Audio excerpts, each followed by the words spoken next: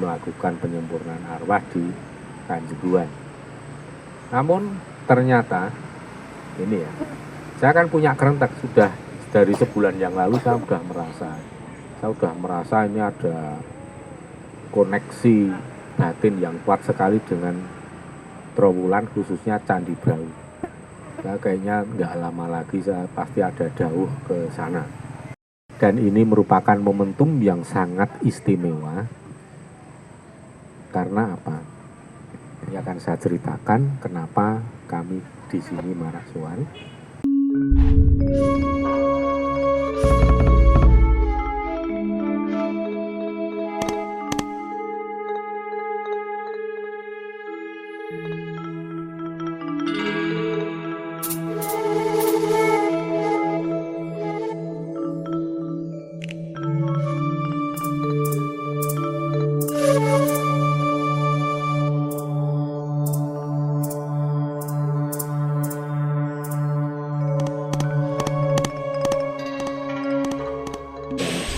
Seluruh semua saya sampaikan Rahayu Sugeng Rawuh. Kita berkumpul di sini di Lataran Candi Brau. Saya ucapkan kepada Mas Said sebagai juru pelihara Candi Brau yang sudah kita jalin masa duluan sudah puluhan tahun dan kita baru membantu, termasuk pada saat kita menghadapi kapitalisasi di sekitar Trowulan.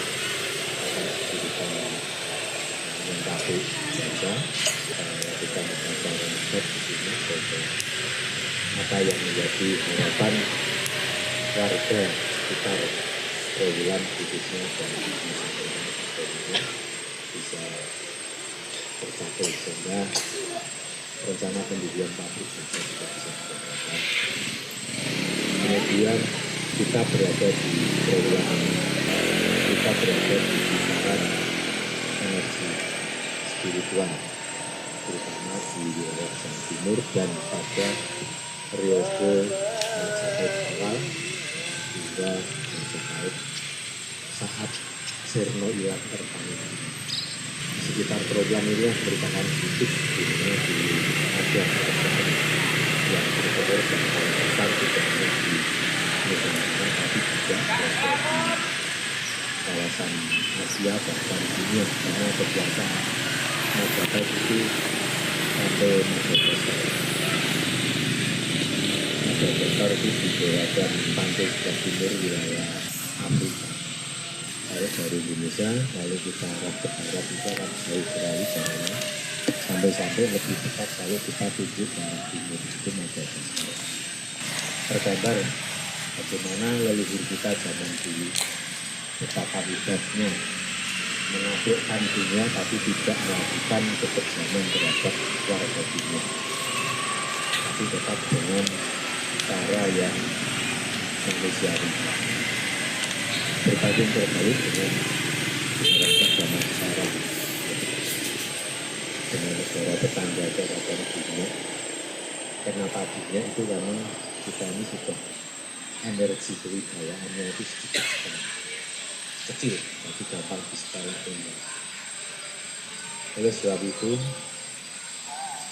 yang akan saya sampaikan di sini dalam sedulur-sedulur sebagai generasi penerus yang suka untuk Marasuan leluhur, mendekatkan diri pada para leluhur, baik itu leluhur yang menurunkan kita masing-masing, maupun leluhur yang merintis bangsa Jawa.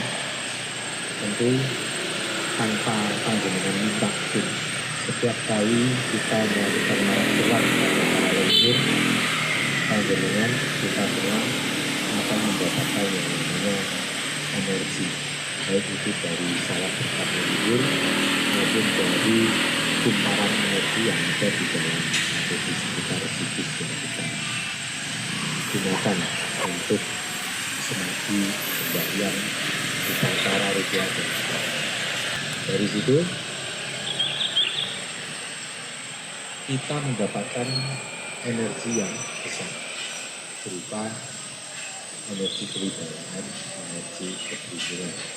Jadi mungkin di antara panjenengan ada yang terobsesi memiliki kewibawaan, jangan pernah tergiur dengan iming-iming yang ada di media massa dengan masalah yang akan mendapatkan energi kewibawaan, pengasihan dan lain-lain. Itu tidak usah tergiur dengan iming-iming seperti itu. Karena apa? Ya ini itu kalakonnya nanti lagi. Jadi kalau mau mendapatkan energi kewibawaan ya kita harus melakukan sendiri seperti ini. Bagi panjenengan yang masih ragu-ragu nanti bisa sharing, bisa tanya-tanya dengan sedulur-sedulur kakak yang bisa lama ikut kita, pasti akan banyak pengalaman yang bisa sambil. Sedangkan energi kewibawaan itu apa? Mungkin panjenengan merasa wah kayaknya tidak perlu lah itu energi kewibawaan. Mungkin panjenengan ada yang berpikiran seperti itu. Hanya akan saya jelaskan dan yang paling sederhana. Energi kewibawaan itu fungsinya banyak sekali. Di antaranya misalnya ketika panjenengan memiliki energi kewibawaan, yang akan Anda rasakan setiap kali melakukan negosiasi, ternyata orang-orang yang panjenengan ajak nego atau lawan bicara itu mudah mengikuti apa yang menjadi pendapat dan permintaan panjenengan. Tentu ini sangat berguna dalam dunia bisnis, dalam dunia politik maupun kehidupan yang lebih luas. Karena orang yang tanpa wibawa itu apa yang menjadi usulan, pendapat, permintaan itu sulit untuk diperhatikan orang. Jadi kita mudah mengalami kekalahan secara tembungi seperti itu. Dengan adanya energi kewibawaan itu panjenengan bisa membuktikan. Dulu seketika masih jarang untuk marak sowan ke leluhur, kok sering banget dihina, dinyai orang. Kalau mengajukan proposal atau pekerjaan ke sana kemari susah nembus. Setelah sering marak sowan leluhur, semua itu menjadi hilang dan panjenengan lebih diperhatikan oleh orang banyak. Itulah yang namanya manfaat dari energi keberuntungan. Sehingga bisa membuka jalan rezeki, jalan keberuntungan, bahkan kemenangan. Nah itu. Terus kemudian, selain dari keberuntungan dan kekuatan atau wibawa itu, juga akan menimbulkan energi pengasihan. Jadi kalau ada orang yang selama ini hanya terobsesi khusus mencari pengasihan, kemudian yang dicari energi apa, yang kekuatan apa yang bisa menimbulkan pengasihan. Ini sebenarnya juga nggak tepat cara memahami. Karena begini ya mas, pengasihan itu tidak identik dengan percintaan. Jadi pengasihan itu sebenarnya aslinya itu energi untuk mempengaruhi orang agar tidak benci kepada kita. Itu intinya, itu tidak benci dan selalu tiba welas asih. Sebenarnya energi kewibawaan dan pengasihan ini seperti hanya pasangan ini, sepasang energi yang saling komplementer, menjadi saling melengkapi. Orang yang mempunyai energi pengasihan itu ya yang akan panjenengan rasakan bisa berhadapan dengan seseorang yang memiliki energi pengasihan. Berarti Anda akan merasakan welas asih dari seseorang yang Anda hadapi itu. Welas asih akan kerasa banget panjenengan rasakan, bisa menerpa, bisa menimpa diri Anda itu dengan rasa misalnya kok ayam tentrem ya kalau ketemu si A si B, kok rasanya teduh banget seperti saya ada tempat berlindung. Jadi ada kekuatan besar yang memberikan welas asih, yang mengasihi kepada diri kita ketika kita berhadapan dengan orang yang punya energi pengasihan yang besar. Kalau kewibawaan memang itu ada kekuatan untuk dominasi. Nah, ketika kita berhadapan dengan seseorang yang punya energi kewibawaan, bisa yang dirasakan itu adalah ada rasa segan, ada rasa harus serius, ya, tidak mau macam-macam, ya, tidak mau melecehkan, meremehkan, menganggap sepele. Maka dari itu panjenengan sebenarnya butuh kedua energi itu dan tidak usah perlu pusing-pusing mencari orang yang menjual. Apalagi Ya, yang diiklankan itu biasanya ya gede di iklan. Semua itu bisa panjenengan raih, bisa panjenengan miliki dengan cara laku sing nyoto atau ngelmuinku kalakone kanthi laku. Coba yang sudah hafal sekarang, monggo nembang pocung. Pocung Serat Werdatama, ngelmu iku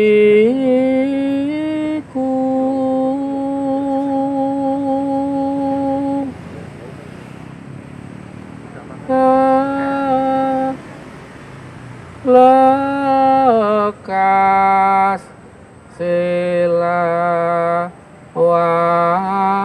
kas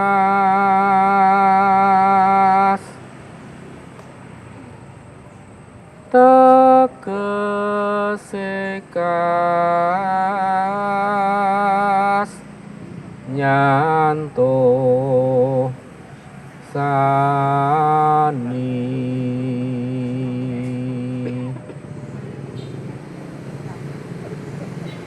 setya budya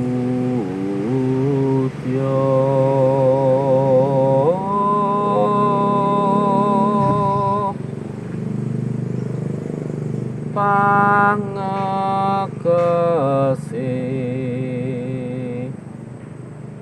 dorang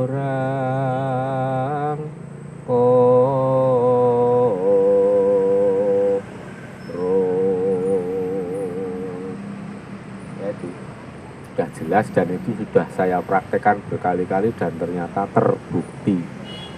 Jadi panjenengan mulai saat ini bersemangatlah. Jika panjenengan memang ingin sekali menjadi orang yang dinaungi oleh energi kewibawaan, welas asih, pengasihan, semua itu akan membuka pintu gerbang keberuntungan. Jadi sak tiba-tiba ini tansah nemu bejo. Apalagi kalau kita setiap saat juga mau melakukan dharma, itu jelas dharma itu menjadi pagar gaib untuk kita sendiri, menjadi orang yang sulit untuk dicelakai. Nah, dari sini kita maraksuan mengaturkan sembah bakti kepada para leluhur dengan rasa welas asih, keikhlasan, ketulusan kita kepada para leluhur, agar supaya semua ini akan membuahkan rasa welas asih juga dari para leluhur. Dengan begitu, tanpa panjenengan minta, para leluhur akan memberikan daya kekuatan, memberikan daya pangaribawa dan daya pengasihan, akan menjadi jimat paripih ingkang handayani ingkang santosaning gesang kita sedaya. Dan ini merupakan momentum yang sangat istimewa. Karena apa? Ini akan saya ceritakan kenapa kami di sini maraksuan. Sekitar beberapa hari yang lalu, yang dari Candi Brahu ada leluhur yang namanya Raden Bantolo. Bantolo itu bumi. Rawuh sedikit campur dengan bahasa Sanskerta dan Jawa. Pokoknya intinya kita diperintah untuk berdharma. Berdharma dalam bentuk apa? Melakukan penyempurnaan arwah di Kanjuruhan. Baik, hanya kita sendiko dawuh dan puji syukur banyak sedulur-sedulur yang nyengkuyung di sini, dan semoga menjadi dharma kusumo yang akan menjadi benteng kagem panjenengan sedaya. Dan saat itu para leluhur dari Mataram ada Kanjeng Ratu Batang, kemudian Ki Ageng Mangir, Ki Ageng Pemanan, ada yang Ageng Nis. Beliau-beliau pada ngendiko kalau nanti akan mengiringi kami saat melawat ke Jawa Timur. Dan ya kami senang sekali karena tanpa kita mohon ternyata leluhur sangat berkenan untuk mendampingi kita dalam melakukan penyempurnaan arwah di Kanjuruhan. Namun ternyata ini ya, saya kan punya kerentek sudah dari sebulan yang lalu. Saya sudah merasa ini ada koneksi batin yang kuat sekali dengan Trowulan, khususnya Candi Brau. Ya, kayaknya nggak lama lagi saya pasti ada dawuh ke sana. Tapi saya waktu itu kan belum ada kejadian ini nih ya, jadi pokoknya saya nggak tahu nanti dawuhnya kapan dan untuk apa, di mana, tapi yang jelas ke Jawa Timur, khususnya Trowulan. Nah ternyata kurang dari sepekan yang lalu itu ada dawuh muncul untuk dalam rangka ini. Maka saya sudah dari awal sudah berniat dari Kajuruan, saya langsung siangnya akan mengaturkan sembah bakti kepada para leluhur yang ada di Trowulan, khususnya dari para leluhur Majapahit zaman awal sampai zaman baru, zaman akhir Majapahit. Kemudian kemarin siang kira-kira siang hari, Sultan Sulaiman itu rawuh. Itu rawuh, beliau ngendika. Sultan Sulaiman itu dari Kutai Kertanegara, karena setiap malam Jumat Kliwon kan kita haturkan pisungsung berupa ini ya, sirup merah. Nah, jadi beliau keep kontaknya itu erat, intensif sekali. Nah ketika kemarin itu rawuh ke rumah, datang ke rumah, ngendiko, nak, aku kok nggak kamu kasih tahu kalau kamu mau ke Jawa Timur. Waduh, maaf Yang Mulia Sultan, saya kelupaan dan saya kira pasti Sultan juga sudah tahu kalau kami mau ke Jawa Timur. Terus ya udah nggak apa-apa, aku boleh kan besok ikut gitu. Wah boleh, terima kasih, matur sembah nuwun sekali Yang Mulia Sultan Sulaiman. Nah terus kemudian beliau menyampaikan kalau momentum hari ini saat kita marak sowan di sini untuk mengaturkan sembah bakti ini, Sultan Sulaiman tahu kalau nanti yang akan rawuh itu juga para leluhur dari Kajuruan, era keraton Kajuruan, Gajayana, Raja Gajayana. Bahkan sejak leluhur sebelumnya yaitu Dewa Singha tulisannya, Dewa Singha itu ayah anda dari Raja Gajayana. Berarti kan luhurnya sepuh banget, abad 7, abad 8. Dan ternyata Sultan Sulaiman juga mendukung, karena yang akan rawuh itu ada leluhur yang sepuh periode itu, maka Sultan Sulaiman ngendiko kalau saya juga akan mengundang, mengaturi, mempersilahkan leluhur-leluhur sepuh dari Kutai. Sejak di Kutai Anggana, karena di sana ada Kutai Lama di Anggana, Samarinda, itu namanya Aji Bataragung Dewa Sakti. Atau kalau orang sana nyebutnya Datuk Jenggot Kawat atau Janggut Kawat, karena punya jenggot yang nggak bisa dipotong. Belum leluhur di sana tapi belum bisa bahasa Jawa, tapi bahasa Jawanya kasar. Saya penasaran, kok Eyang saged ngendikan bahasa Jawa dos pundi ya? Apa karena sudah lama jangkung jambangi orang-orang yang hidup zaman sekarang? Ya beliau ngendiko kalau memang sudah pernah jangkung jambangi ada raja-raja di Kasunanan, jadi sudah terbiasa berinteraksi bahasa Jawa. Apalagi beliau itu kan ternyata menjelaskan kalau beliau itu ternyata putra Raden Wijaya yang merantau ke Kalimantan Timur. Jadi masih orang Jawa, dan beliau salah satunya leluhur yang menurunkan kerajaan di Kutai Kertanegara, yang itu ada Yang Mulia Sultan Haji Solahuddin ke bawah-bawah sampai Sultan Sulaiman dan Sultan Haji Parikesit. Nah, dari situ Sultan Sulaiman ngendiko, kalau besok saya siang ini akan pulang, saya tidak akan bermalam di rumah di sini, tapi akan pulang, dan besok pagi saya bersama para leluhur nanti akan berangkat dari Jogja semua dengan para leluhur di Mataram. Begitu beliau ngendiko.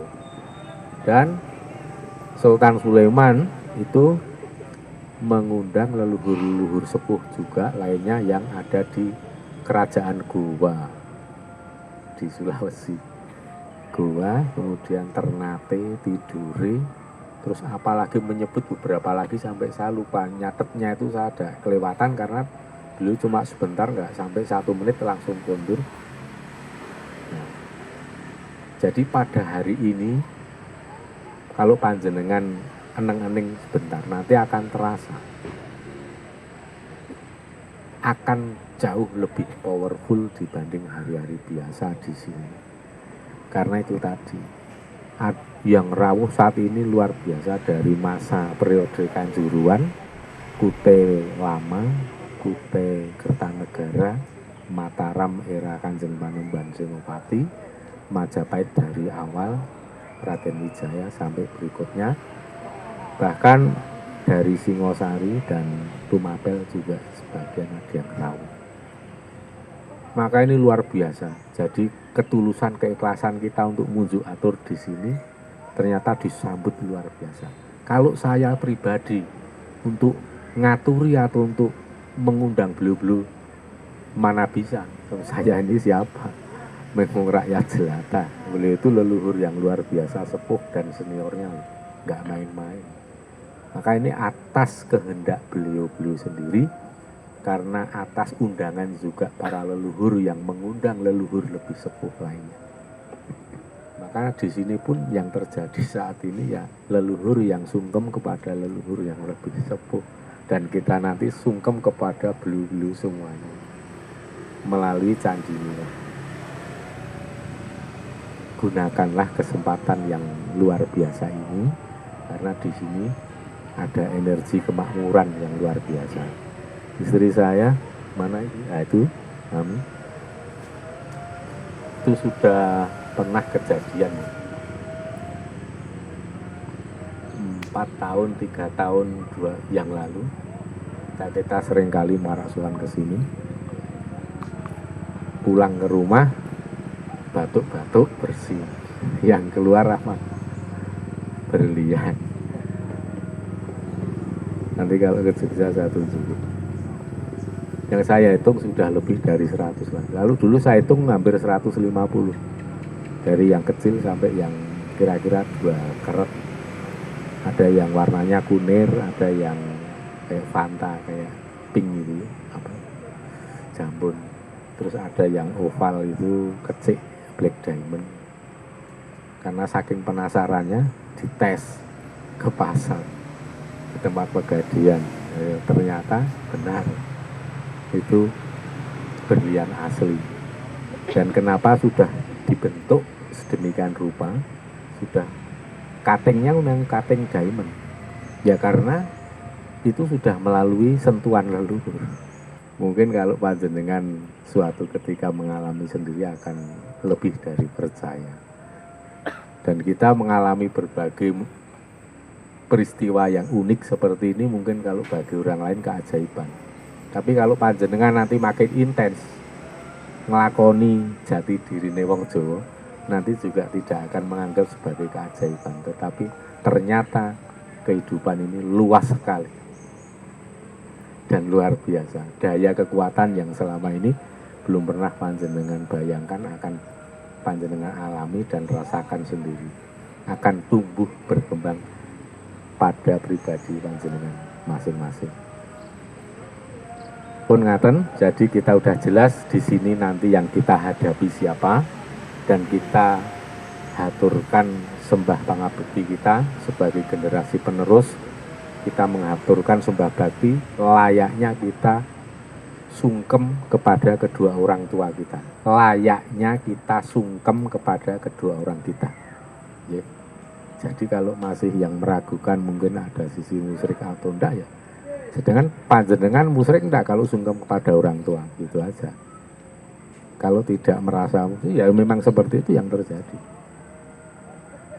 Faktanya memang demikian. Jadi kita sungkem kepada para leluhur itu sebagai bentuk bakti, dan energi bakti kita kepada orang tua itu saja sudah membuka keberuntungan dan jalan rezeki, apalagi bakti kita kepada para leluhur yang menurunkan kedua orang tua, bahkan leluhur yang merintis bangsa besar.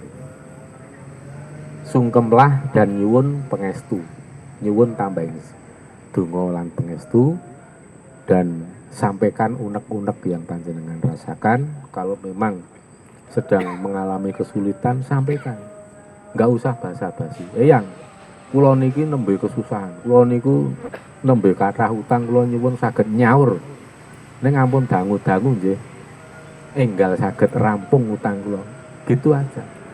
Nanti ndak ditegur sama Ki Ageng Mangir, nanti paru leluhur kakean nek wong ngarani saiki basa-basi, wis geblak rekata matur apa anane gitu. Pernah saya ditegur. Ya sudah, kalau sekarang lagi ada angsuran yang nunggak yo, yang kula angsuranipun nunggak, kula nyuwun arta lah tenan. Bali saka kono wis entuk duit. Monggo dibuktikan. Saya contohkan sing pahit-pahit engko ndane do. Ya, saya sendiri juga punya utang wong murid.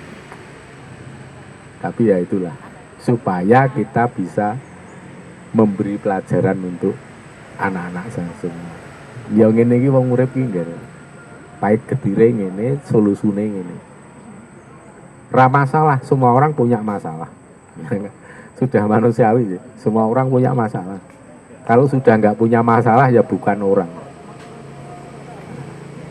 Tapi yang penting bagaimana cara kita itu mencari solusi yang solutif, bukan solusi yang menambah ruwet.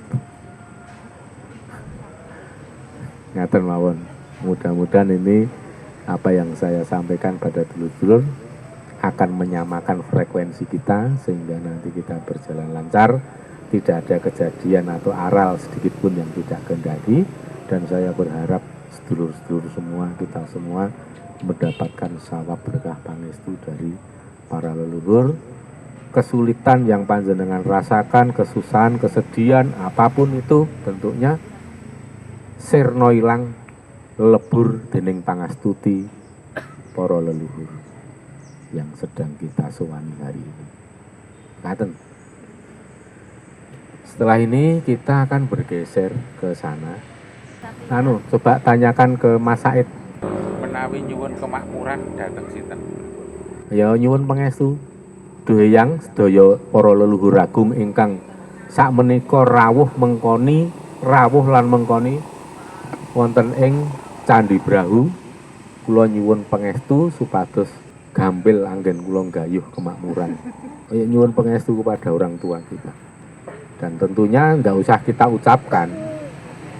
Semua ini terkabulnya itu kan juga dengan kekuatan Sang Hyang Jagat Nata atau Gusti Allah. Itu sudah tertanam di dalam hati, jadi nggak perlu kita ucapkan supaya semua orang dengar, supaya kita nggak dihujat, dicaci, wah itu resek banget. Nggak usah takut kayak gitu. Yang penting kita tanamkan dalam hati, nggak perlu ada orang tahu. Jangan ngulinake proklamasi, memproklamirkan bahwa saya hanya pada Tuhan percaya. Itu untuk kita tanam dalam diri kita sendiri.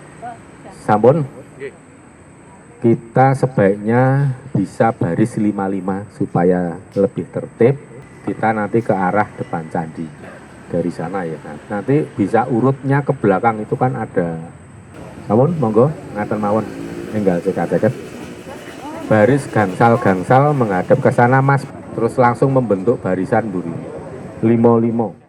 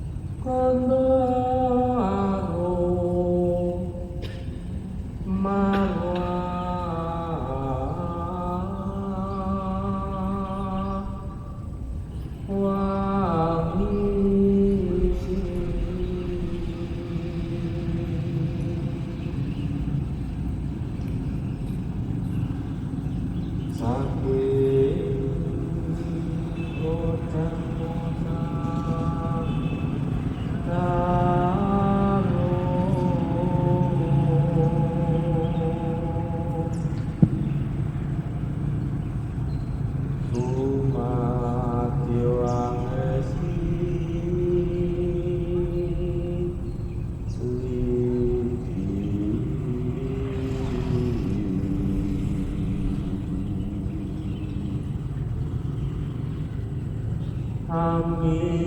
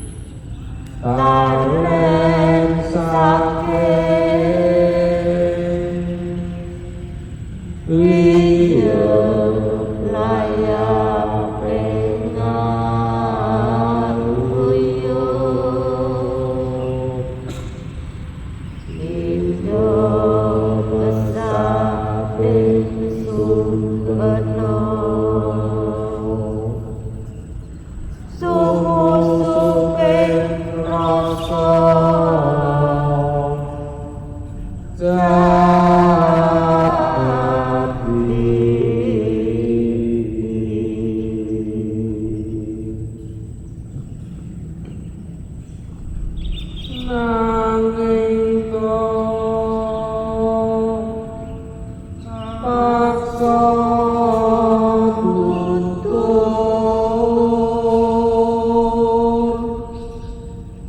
rene tuwa tuwasipun catur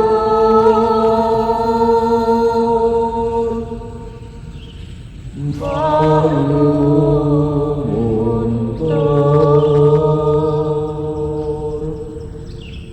lantaraning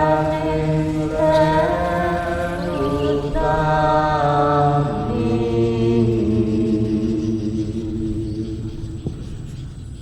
sing saka taman tinemu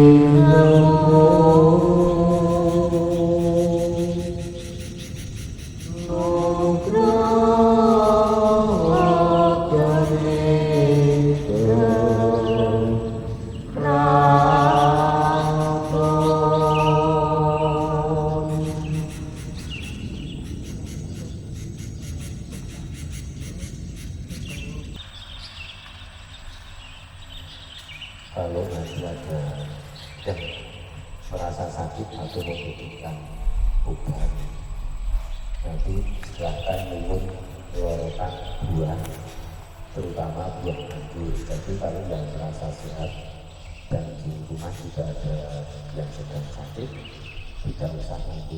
Nah, kalau ada yang anggota keluarga atau panjenengan sendiri yang merasa sakit untuk kemudian pengobatan, monggo silakan ngambil anggurnya. Kalau tidak keumanan nanti bisa ngambil nyuwun lorotan pisang. Nanti sebelum ngambil sungkem dulu, baru nyuwun lorotan.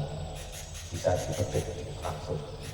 Nah, kita sudah matur dan sudah diberikan diberitahulah para leluhur nanti akan memberikan sawab obat atau jamu lewat ini buah-buah.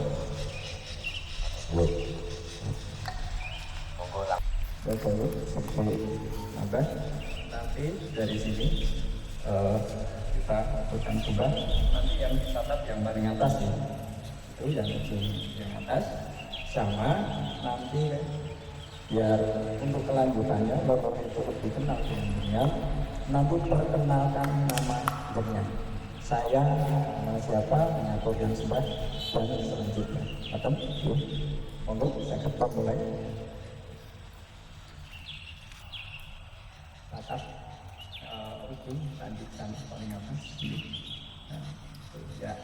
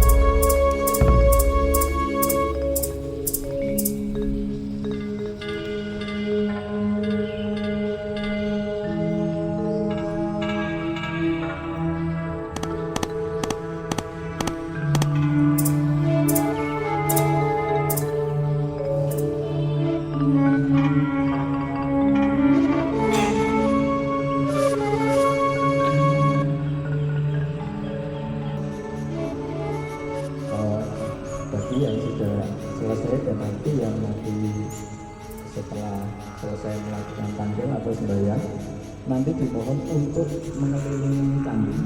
Nanti di setiap suku melihat seperti tadi di atas dengan memohon sesuai keperluan kita masing-masing. 4 penjuru sana nanti diarahkan dari sini. Monggo yang sudah selesai.